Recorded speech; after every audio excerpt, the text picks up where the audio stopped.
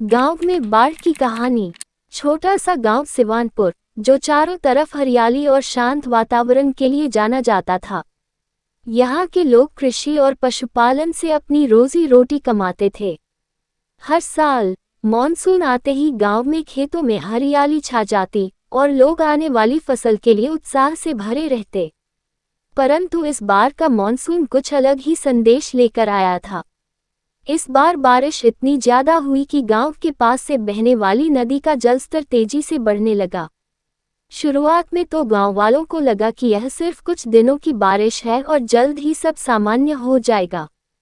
लेकिन जैसे जैसे समय बीतता गया, बारिश रुकने का नाम नहीं ले रही थी। पानी खेतों में घुसने लगा और नदी का पानी गांव की ओर बढ़ने लगा। गांव वालों में बेचैनी फैलने लगी। गांव के बुजुर्ग लोग कहते, ऐसी बाढ़ तो हमने अपनी जिंदगी में पहले कभी नहीं देखी। गांव के मुखिया रामलाल ने सबको इकट्ठा किया और स्थिति पर चर्चा करने लगे। उन्होंने कहा, हमें जल्द से जल्द कुछ करना होगा, नहीं तो हमारा गांव पानी में डूब जाएगा। हमें सुरक्षित स्थान पर जाना होगा। परंतु गांव वालों के पास इतने साधन नहीं थे कि वे सब एक साथ सुरक्षित जगह जा सकें। कई लोगों के पास अपने पालतू जानवर भी थे, जिन्हें छोड़ना उनके लिए संभव नहीं था। इस बीच गांव के स्कूल के एक शिक्षक श्याम बाबू ने सुझाव दिया कि हम गांव के ऊंचे स्थान पर कुछ अस्थायी शरण स्थान बना सकते हैं। सभी ने मिलकर काम शुरू किया।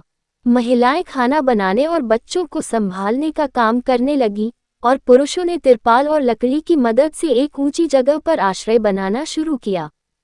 सभी ने मिलकर बाढ़ के सामने हिम्मत नहीं हारी, बल्कि एक दूसरे की मदद करने का संकल्प लिया। जैसे जैसे बाढ़ का पानी बढ़ता गया, गांव का निचला हिस्सा पूरी तरह से डूब गया। लोग अपने घरों से बाहर निकलकर ऊंची जगहों पर चले गए।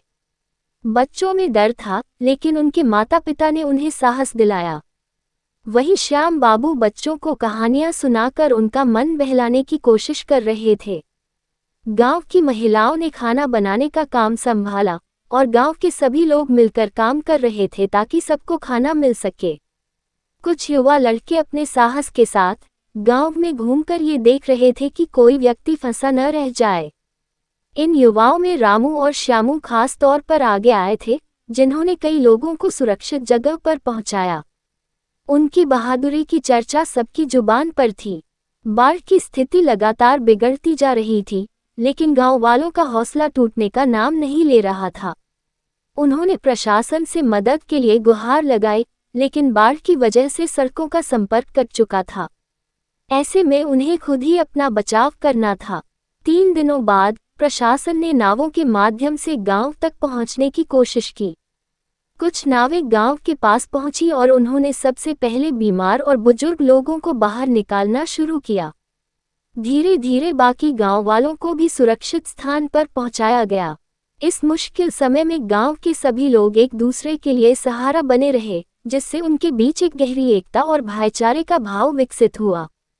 रामलाल ने श्याम बाबू और युवाओं की प्रशंसा करते हुए कहा, आज हम सब इसलिए सुरक्षित हैं क्योंकि हम सब ने एक साथ मिलकर इस आपदा का सामना किया। गांव का ये जज्बा और एकता हमें किसी भी मुश्किल से निपटने की ताकत देता है। कुछ दिनों बाद बाढ़ का पानी धीरे धीरे उतरने लगा और गांव वाले वापस अपने घरों की ओर लौटने लगे। हालांकि बाढ़ ने उनके घरों और खेतों को बुरी तरह नुकसान पहुंचाया था, परंतु गांव के लोगों के हौसले को वह तोड़ नहीं सकी। गांव के लोगों ने इस मुश्किल घड़ी से सीखा कि साथ मिलकर, धैर्य और साहस के साथ हर कठिनाई को पार किया जा सकता है। कुछ महीनों बाद जब गांव का पुनर्निर्माण कार्य शुरू हुआ, तो हर व्यक्ति ने अपने हाथों से गांव को फिर से खड़ा किया। इस घटना ने गांव वालों के बीच एक नई ऊर्जा और एकता को जन्म दिया।